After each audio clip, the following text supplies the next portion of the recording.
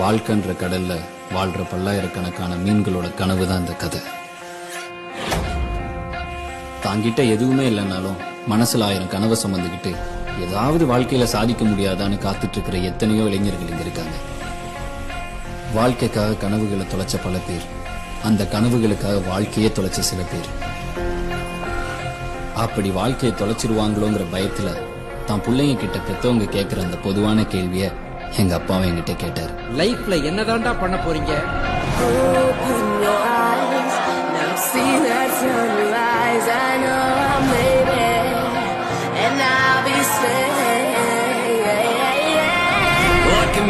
I started as a young boy, right from CBE, you know it's me. The path over a baby, the G-Wet and Audi. We started with 0 fans and now